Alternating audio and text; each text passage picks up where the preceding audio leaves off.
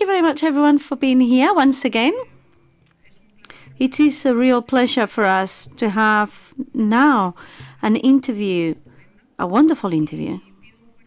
A big round of applause, please, for Juan Pando, who's the journalist and writer and the interviewer today.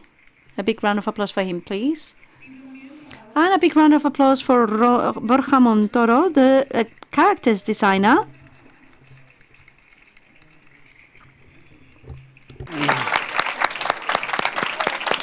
Nos encanta esta. It's fantastic to have all this enthusiasm in the room. And in the end, obviously, you'll also be able to ask questions. So please take a seat, please. Thank you. ¿Se oye? ¿Se oye? Sí. Buenos días o buenas tardes. Good afternoon, good morning. I don't know what else to say now. What time? What shall I say? Good morning. Well, thank you to the regional government of Madrid for organizing this wonderful workshop with these wonderful guests. And thank you. It is a pleasure to be such a full room, because without an audience, the show is worthless, right? It does not exist. You brought the people who already cheer you on anyway. So it's great to have the fans with you.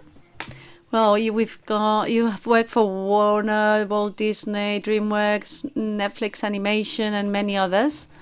You've worked on Moana, Zootropolis, Klaus, Despicable Me 3, The Return of Mary Poppins, where we mixed a real action with animation, Space Jam 2. Yeah, there I was a designer. I worked as a designer. Okay. And you've done Ellipsis, which is what we do in cinema and journalism. He was born in Madrid. He's from Madrid. I guess that when you go home, they say, no, when you said to your dad, I like drawing, I guess your dad said, well, but first you have to study something serious, right? That's a hobby. You can work on that in your free time, like you, right? Yes. Journalism was also not considered serious enough. Well, anyway, maybe you could just study law, and then after law, as a hobby, you could do something else. And then you started as an animator. At the beginning, as an animator, yes. You did some story? No, not a lot. I've done a bit throughout my life, but not a lot. A 2D animator, yes, a traditional 2D animator. And then what?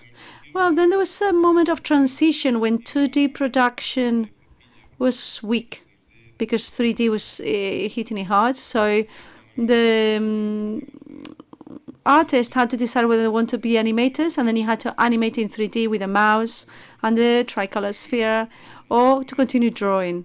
I promise I tested. I tried, but I don't like the color sphere. That 3D animation is something that I've never used, and I even haven't finished doing the test on the ball that bounces. I didn't even finish that. He always went out, the grid was out of focus, I mean, he went down. I like drawing. And because there was less 2D animation at the time, you had to decide. I wanted to continue drawing. I was a drawer, really. So I stopped animation and I started doing comic vignette. And you went to Ireland, the US. No, I had already come back. So you had already been in several countries. Yes, I had been already in many countries. Was back in Madrid. And you work in vignette for 7 years? Yes. And in 2013, you started doing character design. Yes, I did special work with animation with a colleague who liked the Smurfs, and I started working with him. And then he saw I was doing design, and I worked on what he was doing. And at the time, I was totally out of the planet Earth. I had no LinkedIn profile. I didn't know what Facebook existed. I had no interest on that. But I had to update myself a bit in order to sell myself. You have to do a bit of room showing, you have to show people what you're doing and show a bit of your leg and stuff. So I created a LinkedIn profile with the help of a friend, Nacho Villok, who was great for that. And I started sending CVs, and then I realized that there was still space for drawers. In fact, there was a resurgence, we could say, and those who had experience in traditional animation were really well. Rapunzel was premiered. I went in the cinema to see it as a spectator, and I was outside of that world. And I knew about that film because when we worked in Tarzan in Paris, he was already preparing Rapunzel. Then he went to LA and he did Treasure Planet, but we already knew that he was on to Rapunzel. And in fact, I did some drawings as ideas for him in case he was interested. Before I left Paris, when both of us were in Paris, and then when Rapunzel was premiered, I thought I'll go to see it. I went with some of my children, only some because we have 6. I selected. I didn't have enough money to pay everyone's ticket. You go, you don't. I said. No, there were some who didn't want to watch it anyway. So we went to watch Rapunzel, and I was amazed as an animator when I saw that character animated like that. I thought he must have animated it. No one else can do it like that. And it was incredible. It was incredible that he had decided to jump onto animation at the time, because he was not interested at all, either, like myself. And then I realized that no, he hadn't animated it. He had started a draw-over process. Draw-over, you draw over the frames, etc. And that was a real step towards high-quality animation, which is what we have now, but what we didn't have at the time. It was just starting then, especially drawing human beings. And a question that we normally ask actors and actresses: when did you feel that you wanted to be an actor? You normally say, I went to watch a film, and I said, I want to see that, I want to do that. Well, when I was young,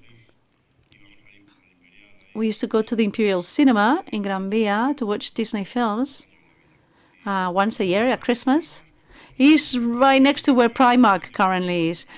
Juan, I mean, he's 10 years older than me. Even though he looks 10 years younger, he's 10 years older. I am from 1966.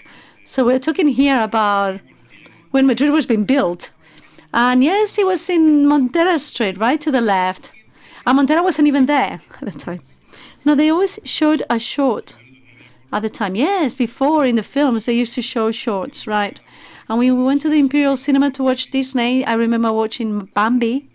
And for a whole year, I was playing Bambi with 2 toys that I had. 2 soft toys that I had. And you only watched the film once, right? Everything had to be in your mind because you couldn't go and watch it again. There was no video, no nothing. So there was sometimes you could play with stickers, and you could exchange stickers, and that was it, and that's what we did. And so I had it. I thought it was great. Yeah, I gave someone 2 or 3 of my stickers because they really liked it. So. So you wanted to become an animator? You studied law? No, I didn't want to be an animator. In fact, at that time, I wanted to be a fireman. I don't know. As far as I remember, I wanted to be a fireman. But I liked drawing, and I loved it. And I used to copy all the comic books that we saw when we were little. And that is what I did. I kept on drawing and drawing and drawing, but I had no expectations with regards to my drawing. At 5 years old, you're not thinking what you're going to do when you grow old. You just play. So when did you notice the spark that made you become an animator? I never thought that I could make myself a living out of drawing. I used to watch on the newspaper the comics, like Mingote, and I wish I could do the same thing and make myself a living by doing that on the newspaper. But I didn't know how to do it. I didn't know how to do it, and I kept on drawing here and there. And at 18 years of age, I told my dad, I wish I could try to be a drawer. I didn't know how or where or what is it that I had to do. And he was like, first you study law. My father is a lawyer, and out of the 4 siblings or 5 siblings that we are, 4 of us have studied law. In my house, we've always been very prone to study law, and that was the normal thing to do at home. So I first studied law, and we'll see, do something serious, and then in your free time you can do something. But I was horrified at having this idea of drawing with chalkboard in the middle of Plaza Mayor, hoping to get a few dimes, So, and I'm thankful for the training that I received, because study law, it gives you a certain training, and I had a good time studying law. But then I joined the movie association in our law school, and they were going to do a short film about zombies. And this was in 1984, and they wanted to do a short film about zombies. And the director, who is a lawyer now, who knew a little bit more about image, and he had worked as a cameraman in El Quixote, and I was like, oh, we can do this storyboard. I can draw in, and there was not a movie school at that time. There was not a cinema school at that time. So there was only one who had just started. It was very close to here, Calle Augusto Figueroa, and I was one of the first 5 students of Emilio Luján, a senior, and you had to take your own material with you at that time. Paper and the crayons and whatever, and there I started to get in contact with the world of animation. And since a lot of production was being done at that time, you discover that in Spain there is a huge production, even more so at that time. In the 17 and in the 80s, there were a lot of studies doing a lot of work, and they needed people participating. So as young people, that's what you do. You went to the studio, they gave you 3 or 4 scenes, you took them home with a table that had been manufactured by my dad, who finally understood that I didn't want to practice law, even if I had good grades. We have parallel lives, because I went to school and I went in front of Augusto Figueroa. I never saw you at that time. The academy was in Augusto Figueroa. You were there. I was passing by plenty of times, but we never saw one another. Because you were already married when I got into this academy. And I guess at school you were drawing, and everyone was like, oh, you're such a good drawer. But then you went there to that academy and found yourself with professional drawers, and you realized that there were many different specialities. When I got into the world of animation, unless you were going to do layouts and these type of things, the main objective was to be the vedette, which was to be an animator. That's what everyone wanted to do, so did I. That's what we like to see in movies. Disney, the old man had already left, and we had a new type of animation. Yeah, and they did it in Ireland, yeah, in Dublin, and we all wanted to be animators. And to be animator, you start by support jobs, small support jobs, and it seems like it was like a step by step going up, but they were different jobs. But I've enjoyed learning both things, and once you know how to do it, you see it from the point of view of animation.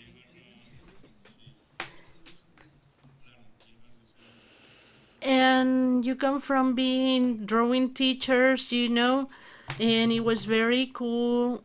And then you go to professionals, and all of a sudden you realize that you're not good and it's not coming out. Someone was drawing even better than you, and I remember someone drawing with a blue pencil. I went there to see if I could work in. Let's try. Let's try.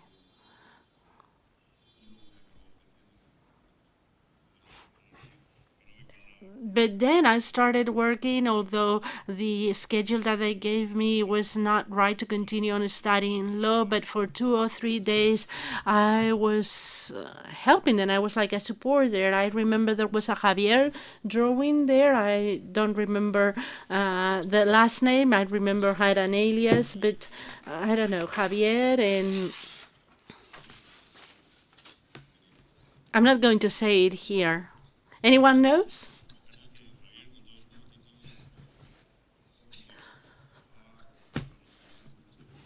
And they were drawing amazingly. And I thought I could do that, I could do that. But then it was extremely complicated. No matter how much I wanted, I didn't know what to do. I didn't know how to do it. You don't know how to draw a line, and it's not coming out, and you feel really bad. But then you start learning little by little, and then you spend 10 years in Madrid working on a series, some special programs, a few films, and when it came the time to go abroad to Ireland to work as a professional, to start doing films, and then Disney hired you and you went to Disney, and then came Lion King, and then you go back humbled again with Javier, and you realize that you have no idea how to do anything. You don't even know how to draw, and this is terrible because by that time I already had children and I was very humbled. So then you got a character creator. Yeah, we have to get to that point, definitely. So, and I've seen all the main characters that you've done in Bugs Bunny, Speedy 2. The first one was 2D. They did a TV show that worked really, really well, and they wanted to do a film about these characters. You also did Lee Brown Jays in this same movie, and Porky's. Well, I loved it. I had a great time doing that. When they tell you to work in a movie with characters that you've learned out, today, for example, I'm working on a mini series for Netflix on Axteris, and with a director that is a very, really nice person, extremely funny, and I love it.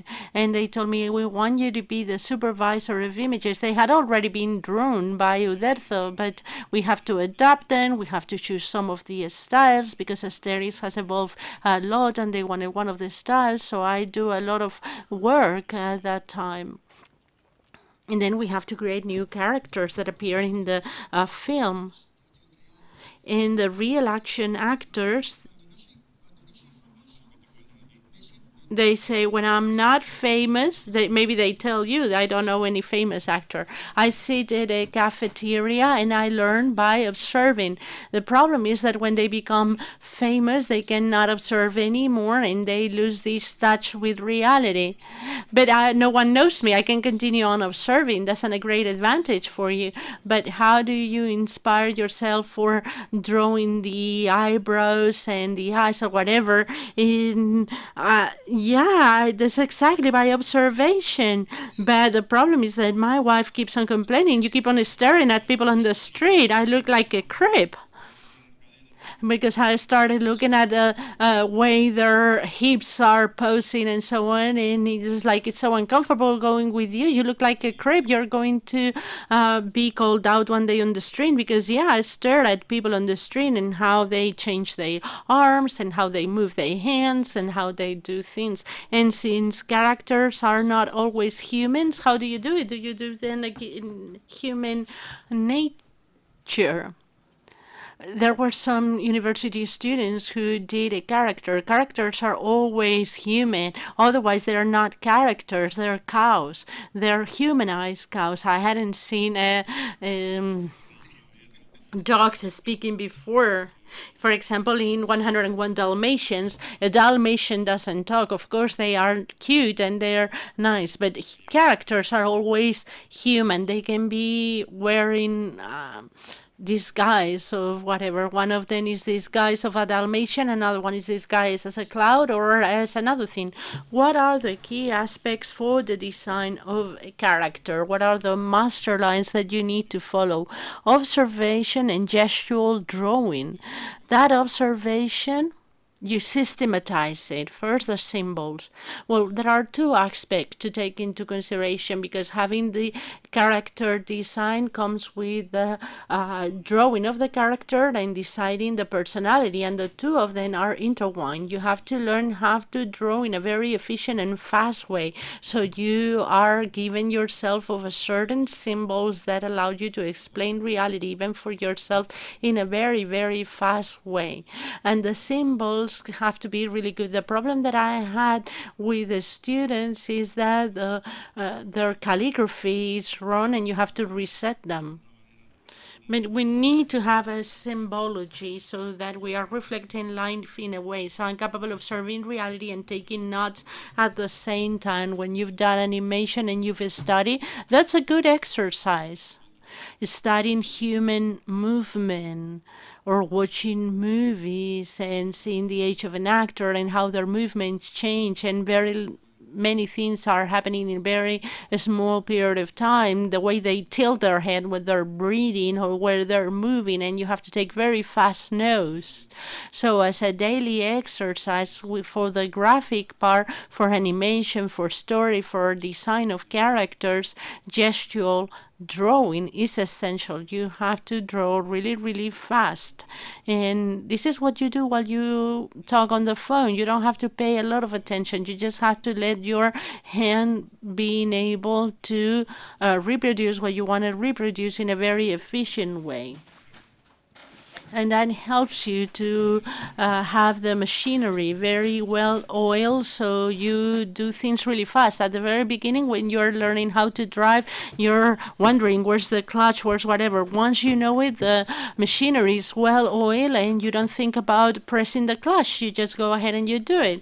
So with drawing, it's the same thing. You have to have it acquired so that everything comes out as a natural move. When drawing, there are things that happen automatically. You have definitory lines, straight lines, curved lines, and when something doesn't come out good, an alert is triggered, but it's automatically.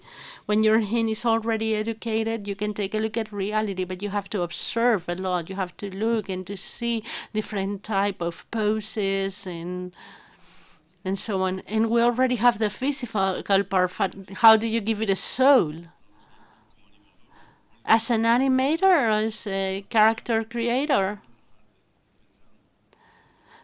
I never stop thinking as an animator when you do character design. Not all character designers have done animation as a job.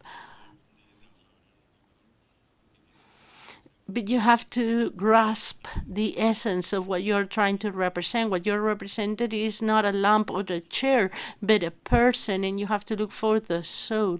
But how do you present the soul of the character? Well, there are physical indications that convey a lot of information with regards to the mood of the character and the personality of the character. If you see the character waiting for the bus at a bus stop, they're not all doing so the same thing. Maybe some of them are seated in such a way because they're shyer than others, and this is already communicating the nature of the character. But you don't put all the cards on the table from the very beginning, depending on the characters.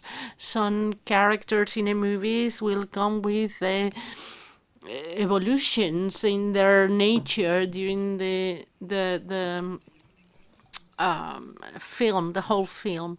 And when they commission to design a character, how do you communicate with the director? I normally receive an email and I am asked about my availability. By the way, I'm fully available now.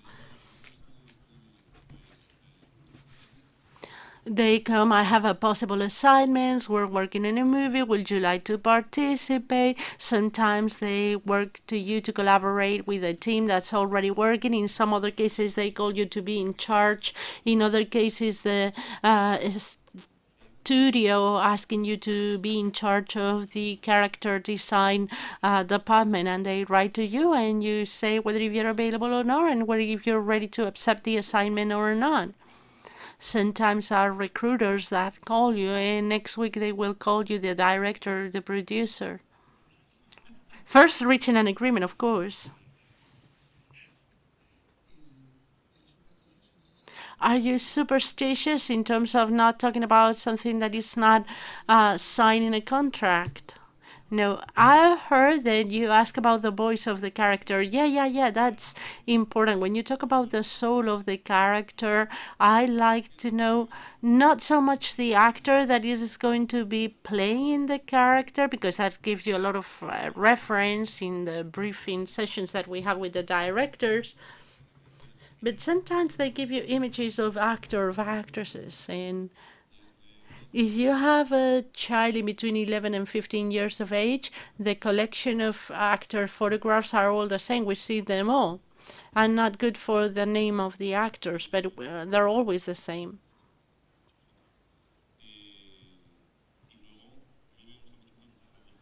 But I really like to ask about the boys. And I don't care if it's the real voice or the dubbed, but I've worked in animation, animating the characters with the dialogue, and the dialogue is absolutely vital because you see the character, you see them how they breathe, the pauses that they make, the cadence on their speech, and that gives you many, many clues. I always like to develop the characters if possible, because not always possible depending on the production, but if you can do an animation test on a character, even if it's in a sketchy form, if it's not 100% decided, well, if you can do it, that's great. That's very useful.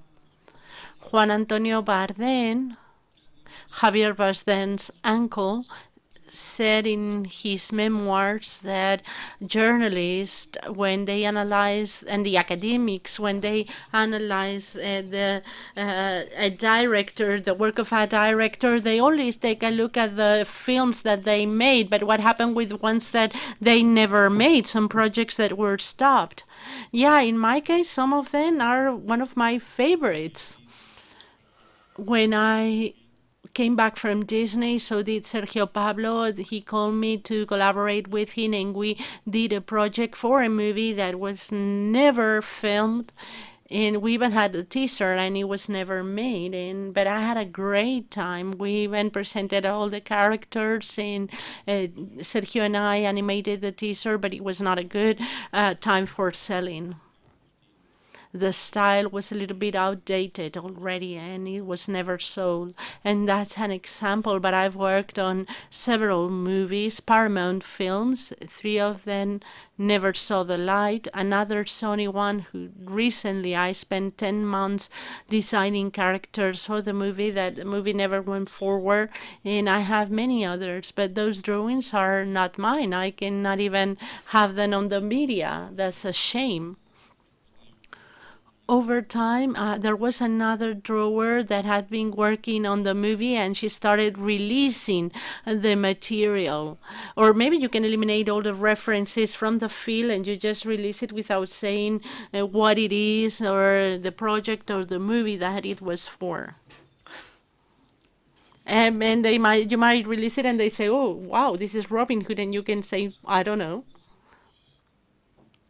You've been on the business for more than 3 decades. Yeah, 35 years. How do you maintain your enthusiasm by changing specialities? To a certain extent, yes, but it's maybe terrible at the same time. It's been many years, many hours seated drawing, and there are times that it's 4 in the morning and you're like, oh my God, I have superpowers. I can draw whatever it is that I want. God knows why, but you feel super powerful.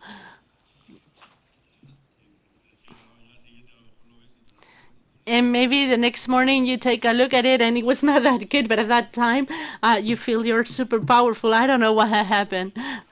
But yes. But it's also happened to me the be feeling defeated, like, oh, I can't stand this anymore. And this is terrible. It happened to me 4 or 5 years ago. I was returning to Madrid and I started working in a project in which I wasn't interested at all. Not at all. And it was one after the other. I had been working before in Cape Cod, in there at Netflix, Charlie's and the Chocolate Factory, and I was there and I had a great time. I love that project and I had a wonderful time. And I was working up from Cape Town. And before leaving Cape Town, I changed because Roald Dahl's copyrights hadn't been acquired at that time and it was a bit messy. But then I went into Matilda and the Twitch, or I don't know what's the name. Yeah, these are witches or something like that, and I was participating in several animation projects, and I really loved it. But since I was working with Netflix and Roald Dahl's projects were not being accepted, and he says, but in the meantime, I have a project with you. Would you like to work in it? And then I started working with Leo. The one, it's a movie with a chameleon and a turtle, and I don't know why they did it with animation because they are all real life images, human beings, and all of a sudden they decided to do it. I don't know, it made no sense to me.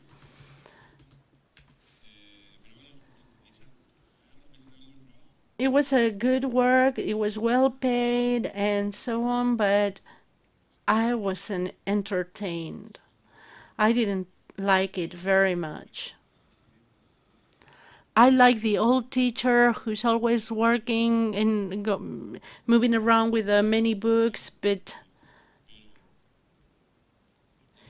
yeah, in this Leo film with the chameleon and the turtle, but whatever, but it was kind of boring. I was tired of it. So I started doing the movie, but I was like working, but I wasn't very enthusiastic. And right after that movie, when I finished, I jumped into other. I'm not even going to say what, and I hate it. I hate it. I totally hate it. So tacky, so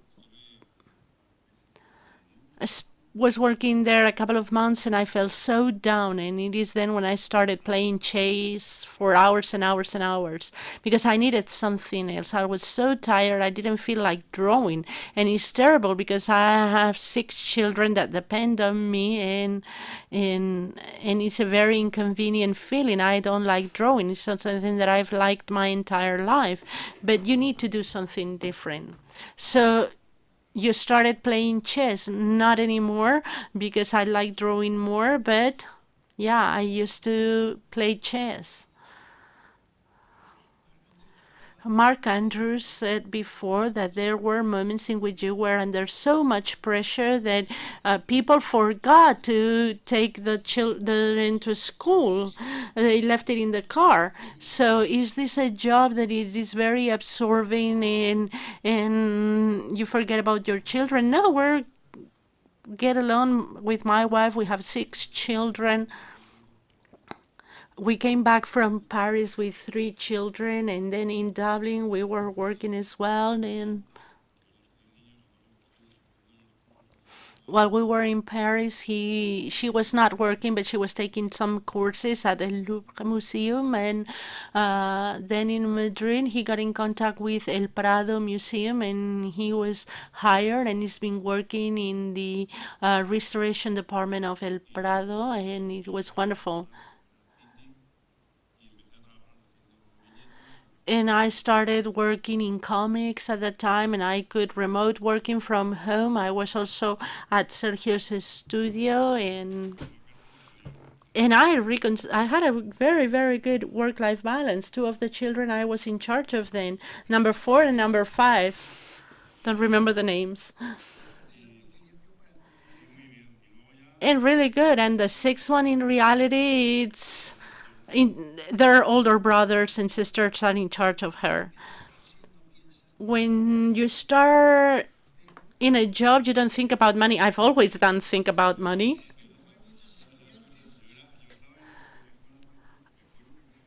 I remember being at that academy and that school, and we had some guests coming from conference invited by Raúl Luján and Emilia Luján, sorry, and the speaker was Raúl García, and he came to give a presentation, and there were people asking about animation except for an asshole who asked, how much are you going to be making? And that was me. I was the asshole. And how much you make? Not bad. I'm doing a good job. 3,000, 4,000 euros per week. Right now unemployed, but yeah, depending on the project. Some productions pay better than others. And since I do a couple of them and I overlap, so not bad, not bad. I've been able to make a living.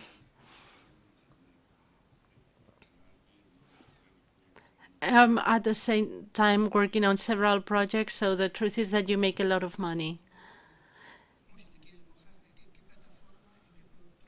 Where where are you better paid, or where do you find the best working conditions? Working for platforms like Netflix or for a studio?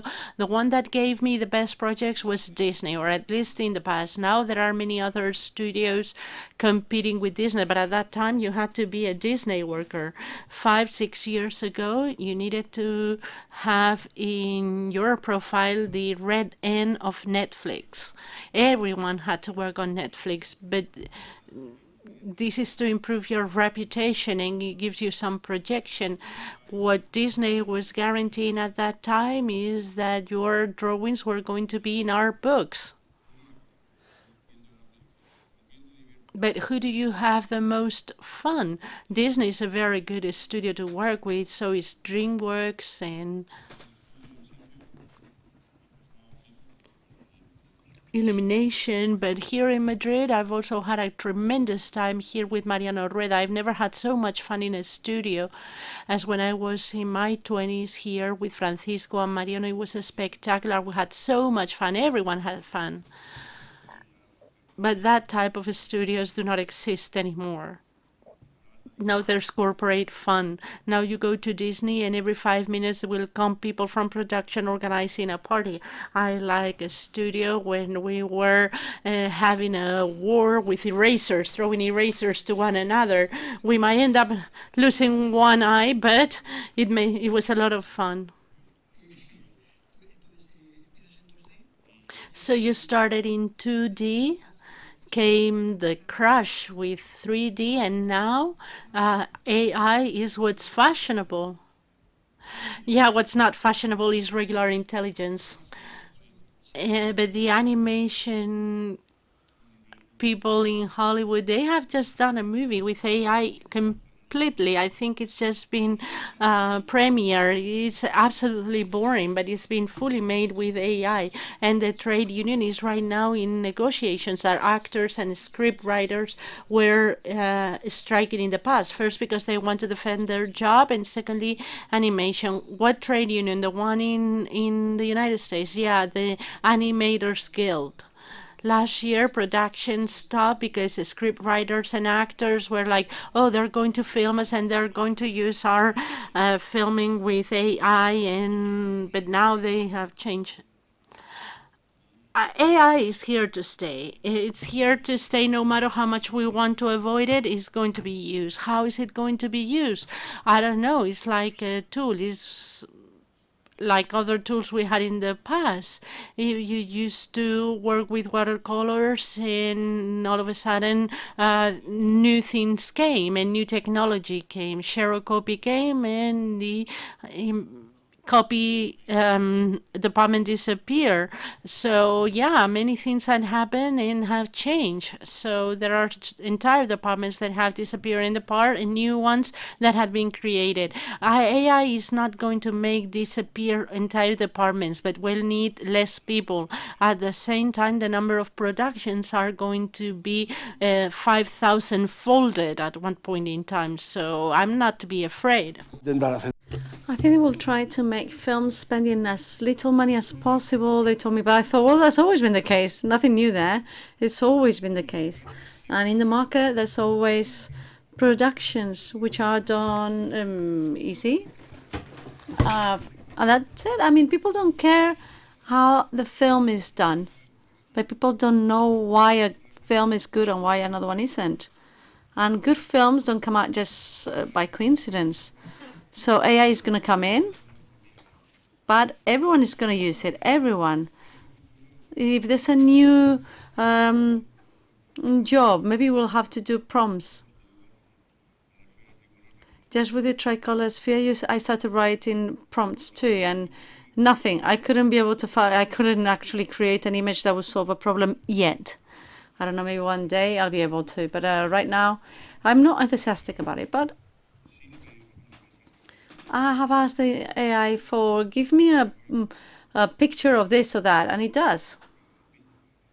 I don't have to go to Pinterest. I don't have to. We are already searching for images that are in Pinterest or in Google, right? So what's the difference there? And it helps me as a reference. I have used it as a reference, but people say every time you use it, you are feeding it. I thought, well, it'll be fed anyway. That's already in the market. The best thing is not to go into panic and to think that, I mean, I don't know. I haven't seen a machine drawing. I mean, the ones I've got none of them has been done by a machine. They're done by people like this guy, like James, and people like that. I mean, the drawings I use as reference, they're not made by machines.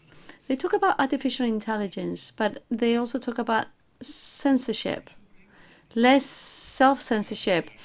Why? What do you mean? Productions? No. There's a lot more self-censorship. Now they want to prohibit the peanuts with chocolate because they were called conguitos, like people from Congo, whatever. So yes, I know the self-censorship. Do you remember when we went to China for a week? We went to China and we had Mr. Dean. Do you remember the Chinese? Well, there's loads of them. What's happened? Is that me?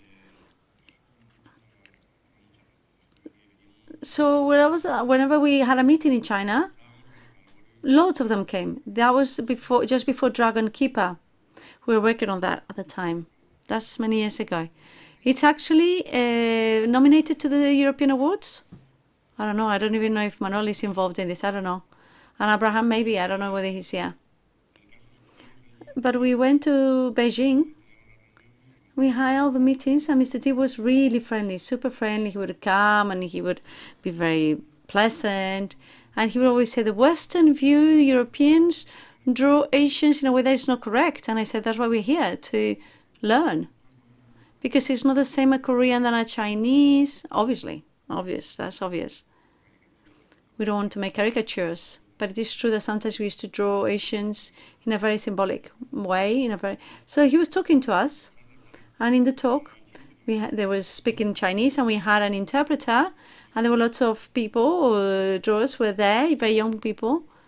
And they said, for instance, a film like Mulan, which is a film that we didn't like in China ever, because it doesn't really represent us. And we're like, yes. We didn't say anything. And you have to be careful, because there may be someone when he's 25. If you someone there who's 25 raises their hand and said, I don't agree with that, and that's the end of him. They go to prison. That's a dictatorship. It is what it is. So there's only one party, right? There's no more parties. So they were all very, very, very friendly. But obviously everything they have restrictions. Then you go to your place for drawing, and you're drawing, and the students that hadn't opened their mouth, they come to see and they go, because they are younger. And they speak English, and they said, I really like Mulan, they used to tell me. And I thought, well, why didn't... Yes, your colleague told me the same. Actually, I said, yes, I really like Mulan, I really liked it. So it turns out they liked it, but they couldn't say it. And then I thought about that. I thought, well, that's starting to happen where it shouldn't have happened ever, because for many years I was in Hercules, we were doing a brainstorming in Paris, and there were animators there from everywhere in a single room for a scene, and we just wanted to brainstorm. Lots of crazy things were said, lots of different drawings were made, and you propose things, and not everything is going to go to the screen. Obviously, there are things that are delicate. I remember when the 9/11 attacks. No. Yes, the 9/11 attacks. Yes, the ones in New York, the Twin Towers. We were working there, and she saw it on the news items, and she called me and she said, do you know what's happened? And I said, no, I haven't. I did not know, because we used to have lunch earlier. So I put on the TV, the radio, and I heard about the attacks, and I went to talk to the camp, who was the head of staff, and I said, do you know what's happened in New York? And so they put these TVs on, And we all went down to the TV room gradually. And when the second plane crashed, we were all there, and we spent the whole afternoon there talking about it. But anyway, I was looking at it, and then suddenly I thought, what's going to happen now with the Lilo and Stitch sequence with the plane? Because right now the film, well, the Lilo and Stitch, the plane went like this, and you could see the landing gear, and they were scratching the building, sorry. And they had to change the scene really quickly because of what happened. So this is a type of censorship that is delicate. You cannot just premiere a film, an animation film, after the 9/11 attacks for something that could bring memories back, right? Because you may be laughing at people. But that's an okay censorship, I guess. It's sensitivities. But then there's other things about who's going to be offended. Who's going to be offended if we do this or that? Well, it comes to a point when you think, no, a Disney hard film, but Warner. I remember watching Warner Brothers shorts that were fantastic, and now they tell you that you can't put the skink anymore because he's an abuser. So I think we're losing sight of all of this, I think. But that's just my opinion, obviously. Another is surrounded by pupils. Is there a lot of, do we have grassroots for this? Yes, we do. And in Madrid, there's a lot of grassroots in animation. There's very good schools, as well as where I work. There are other universities and other schools. There's always been a long tradition, and there's a good amount of people, young people there. And people learn well. And not, obviously not all students end in the same manner, but in general, there's a really good level. And Spanish are very well seen abroad. Just like they say musicians. I have a brother-in-law who plays the trombone in the Vienna Philharmonic Orchestra. Everyone needs to know about, not everyone needs to know about music, right? But I think that's you imagine the people from Vienna all play an instrument. Well, they think that everyone from Spain can draw because we have a lot of long tradition, and they can imagine if someone says, "Can you draw?" and you imagine the real, with the moustache and the hat and all of that. And the last question. Anyone? There's some people have been here that said, I have a project and no money. And you? Well, one of the Sony films that they had called me to participate in has gone, really. A week ago, they told me that in the end, they're going to do it with another drawer, with another artist. Then I was expected to have something at the beginning of October, and it's the end of October, nothing's happened. But anyway, I'm not concerned. I'll be worried by March if I haven't got a job. But right now I'm happy. This year for the first time, I had a whole full month holiday. That's been a while since then. So I'm really happy, and I'm making the most to draw as much as I can on paper. I'm calm. I'm also trying to think about changing and maybe going back to comics or drawing a story I have in my head. So there's different projects I have. Where are you going? To Livebox. I'm not. Yeah, you must be waiting for me to just let go of you, right? No, anyway. I should have been to Livebox. I should go to Livebox. I haven't been. I've been to CTN, but I haven't yet. But I've been very lazy lately. There was a time when I had to go into LinkedIn and all that. Every day I uploaded drawings. And it's been a while since I upload drawings into LinkedIn or Instagram. Nothing. I haven't uploaded anything for a while. So maybe since there is Wild Robot is out, I'll put some of the pictures out. From Leo, I haven't, because I just found it was so lazy going to the portfolio and just choosing something. But maybe now I'll do a bit of showing myself around the room, I guess, and checking it out. Yes, because you told me at the beginning that you don't have an agent, but some people have agents, right? Yeah. I think there's some people who have lawyers, agents, yes. Maybe I'll have to find one, who knows? I don't know. Let's have a round of questions. Before we open for the Q&A, Borja, we have an image here that I think you designed. Yes, I was commissioned it from the cartoon springboard. This is something done in Madrid. Look for information, and you drew this image. Yes, it was my assignment. I did this for the cartoon week. That's for projects, right? Yeah, that's right. For the cartoon springboard. Is it in November? I always forget when this takes place. From the 29th to the 30th of November. No, October, sorry. Manuel is my diary. He keeps everything. If I want to know when anything's happening, I ask Manuel. If anyone has any questions. Oh, Marca's here too. Hello. No. No, pero me confundo. ¿Preguntas? ¿Nadie? Sí, de hecho son Ah. dos. La primera, Yes. First question. What'd you say? What was the name of the cartoons? Okay, so we are students from Livebox. They're in Guzmán el Bueno? Very close, because I live in Guzmán el Bueno. Livebox is 3 minutes away. So we've been students of Miguel Araminos. Wow, Miguel came with me. He's my professional colleague since the 80s. And we went together to Dublin. We had a great time. He's a great friend. Sending him my regards. And thank you very much for giving us this talk, because we really wanted to know you face to face. Well, thank you for your patience to listen to me.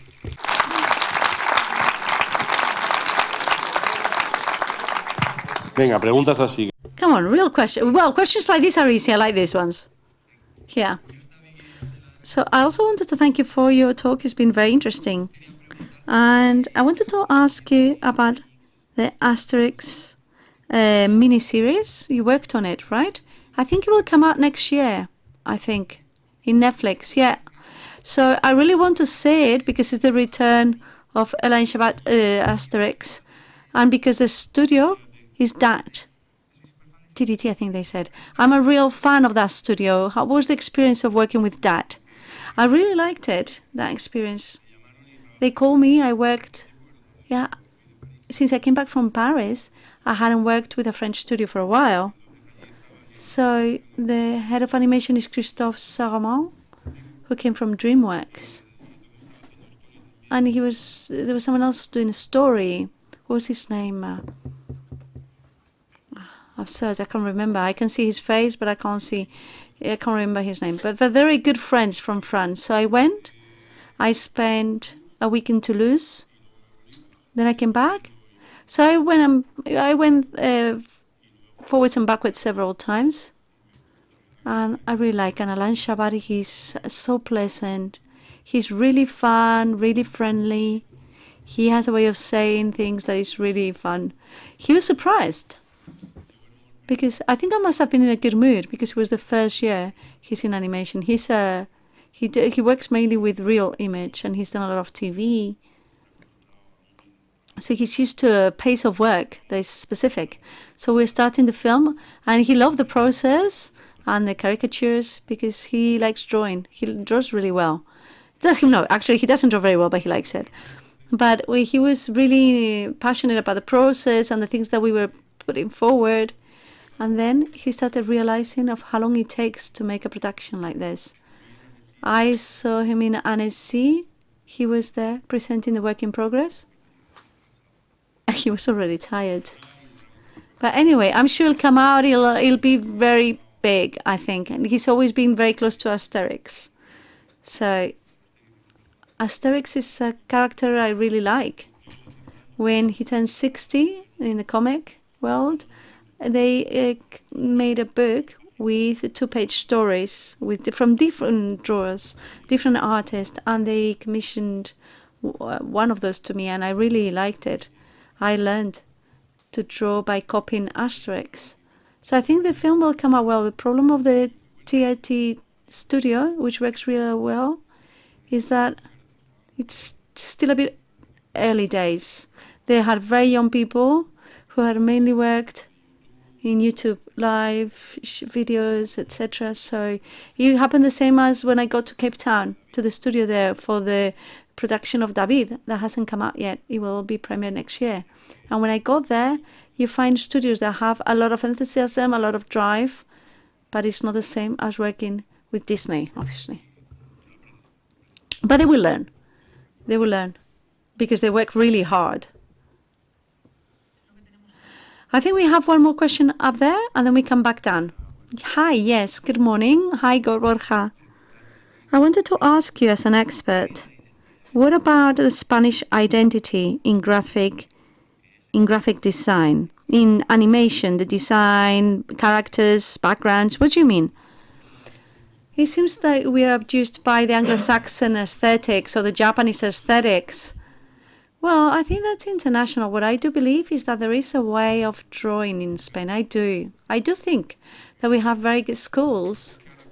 The only thing is that now we all work online and you have access to drawings from people all over the world, and then you learn and then you join online lessons. It's not like in the past, which was a tradition from master to student in Madrid when you work with them face to face. That's no longer the case because it's not just necessary to learn to draw with someone from Chamberí. They could be across the globe. But I think there is a way of drawing in Spain, or this maybe is a way of being. I still think that this is a wonderful country full of fantastic people, friendly by nature, and maybe that differentiates us from the rest of the world. I like it. I really enjoy it. I think it's a very fresh way of looking at things, and I think that can be used and conveyed in the drawings. And Spanish artists, like I said, Spanish drawers, they've worked always really well, and they've been very successful when they've gone out, and they're searched for. They are very original, they are fresh. So I invite you all to draw, really. But that's what I see. Obviously, if you have to draw a cowboy, you're going to draw a cowboy, right? Or Halloween. Now we all have to draw Halloween. Maybe when I was young, Halloween didn't exist. Well, I didn't know about it. Anyone here at the bottom, please? 4 last questions, okay? Let's start with you. Thank you, Borja. Thank you very much. My name is Edwin. I'm a music composer, and I do that for audiovisual cinema. And this is just a one-off question because it happens with directors. Sometimes they ask me for music in the initial stages of the production as inspiration.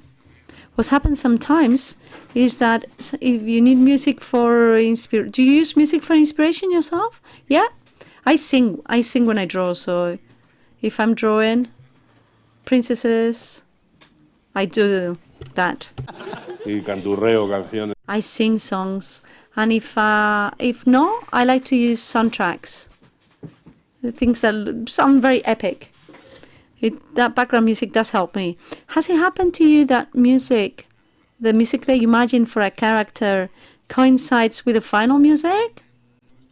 I'm not so sure of that. I don't know. Because I'm really bad with music. I mean, I don't have a musical ear at all. It's not my strength, really. I like to use it as reference for myself, and I would never give advice on music. Sergio knows a lot about music, and he really likes it. He's got a tremendous collection of soundtracks, and his music is well chosen for his films, but not me. I'm the wrong. I like it when I listen to music. I like it, but I wouldn't be able to give advice on that. Okay, thank you. Gracias. Thank you. You said that you worked in Tarzan. How was the experience? Wow. At the beginning, as I said, was traumatic because I was over 30 and suddenly, I mean, I've never seen anyone draw like Alberkin. Not yet. And I haven't seen it again. He's fantastic to see how he draws. And he sits on the table with you and he puts a piece of paper on top of yours, and he's such a friendly person and takes time with you. And when you see him draw, you're just amazed. He's incredible. And how strong he is in his animation. And then you show him a scene. I remember one with Tarzan is coming out from a hole. And he's coming out and with her on his arms, and he pulls her. And you can see the animation, and he starts drawing. and you show him, yes, let's take this out, and then you think he takes 80% out, and then Becky says, with this for you is everything's more simple with him, and he's very efficient, and he makes you work with clarity, with a lot of clarity. He draws so well. So it was very enriching, the project. A bit frustrating, very, very tough. It was tough. I've never drawn for so many hours. And we had the crunch time started really early. We needed to finish off. So there were many hours spent there in the studio, but it was good. And one question. How many Spaniards were in the production? Because my dad had a friend who ended up there as well. Who ended up, oh my God, it's like he actually ended there. Is his fate? Or he's like going to prison. He ended up there. Well, what was his name? Sergio. Sergio Pablos? No, I don't know. He didn't tell me his surname. Maybe I wasn't in Paris at the time. When Tarzan, Sergio went to Los Angeles because he wanted to supervise. And they gave him Tantor character, so he had to supervise in Los Angeles. So Sergio had to go to Los Angeles. And all the Spaniards, we were all very uncomfortable for the French, because in Borja there was Sergio, there was Juanjo, Javier, and Angela, and Joaquin. So they were all very difficult names for them. I think no one was called David, or no, they were all like that.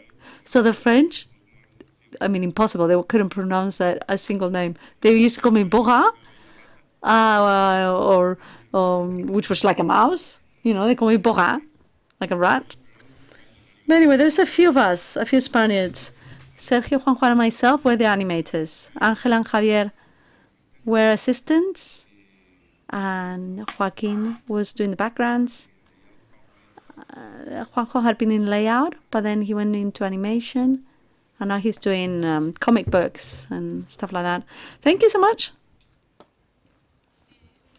Hi, my name is Ma. And I wanted to ask you, because you said you're a teacher, right? Did you say you were a teacher? Do you teach? I am a teacher, yes. What are the most common mistakes you have seen in students when animating or designing characters? Blue-skinned dwarves, or with little pointy teeth. They must all drink from the same sources, I think. They all look the same. What I find is that the main problem right now is that the iPad and all of those screens have a lot of Photoshop, and they have lots of layers, and there's a lot of artificial tint on it. And it's sometimes the machines do something quickly. It's the same with artificial intelligence. The machine does things, and when you look at the Photoshop, then imagine you have just done the initial drawing, and you think it's good because then you bring down the opacity, you clean it up, but you're cleaning up something that's not good enough. So when you clean it up, but it's not good enough, and then you think, well, this is not good. So instead of going all the way back to the drawing, you add another layer and give it color. When you give it color and you see still not well, you give it shine, and then you multiply, and it's still not good. And then you put a background because it has to live in a universe with stars. And in the end, what you see is a lot of artificial things to it. I think you have to take pen and paper, pen and paper, and just draw with pencil or pen, or starting drawing with those IKEA pencils that are awful. I have a designer called Peter Emmerich who's really good. He designs really well. And he designs with 2x2 sticks, lolly sticks, and he puts it on ink, and he uses it. And the thread is awful. But that way you can't waste time on details. You go to essentials. And he draws like that with a lolly stick and ink. In fact, when I do sketches, I always work with a sketchbook because I like it. When I have the iPad, I use Procreate, but I don't draw a lot on the iPad. And in Sketchbook, I have like several pencils, and I have customized them, and some of them have mistakes, so that the line is not clear. It's like when you work with a black pencil like you draw with coal, and you don't need a very straight line. You need something that's diffuse and blurred. So you have to work much more in sketches. You jump really quick to the finishing and the details and the shine on the glasses, much before you have solved the communication and the essence what you're trying to tell me. So I think that's the main common mistake. But it's not. I think we've probably all made that mistake in the past. Well, thank you very much. Thank you. Last question. The last one. Okay. I was working in Walt Disney in the Hollywood Studios Park. And part of the training, because I was there as a cashier, you were in Florida? Yes, in Disney World, in Florida, where you used to have that tank. Yes, because they told me that in the past they did films of Lilo and Stitch, Mulan, and others. Yeah, Byron Howard was the director of Zootropolis, and he started by serving coffees and cleaning corridors in Disney World, because he wanted to be in Disney. So he started there, and he spent many years there. Well, let's see if I'm lucky enough. Anyway, I wanted to ask you about your experience, because they also told me that halfway through a film, one of the films that was made in Florida, yeah, they moved from the Florida studio to the LA studio. And given that you worked in Lilo, Stitch and Mulan. No, I haven't. I haven't worked in Lilo, Stitch or in Mulan. They were both done in Florida. And we were working in Hercules, Tarzan, and the Emperor's New Groove. So I knew people that have worked though in Lilo, Stitch and Mulan. But the team, we had Aaron Blaise, who's a very good animator there. Howard, Marvin also went there. I really liked the work they did in Florida. I think the studio was wonderful. I was never there. I was in the Los Angeles studio, but I never did go to Florida. There was a time when things started going bad in the cinemas, in the theaters, and they went back to Los Angeles. They retreated, and they decided to wait. So they did that at the beginning of the century. Until Rapunzel, Frozen, Breaking Ralph, and they all came until it all came. And I left, and everything tumbled down, it seems. Thank you very much. Well, a big round of applause for Borja and Juan. Muchas gracias. Ha sido un placer. Thank you, it's been a pleasure.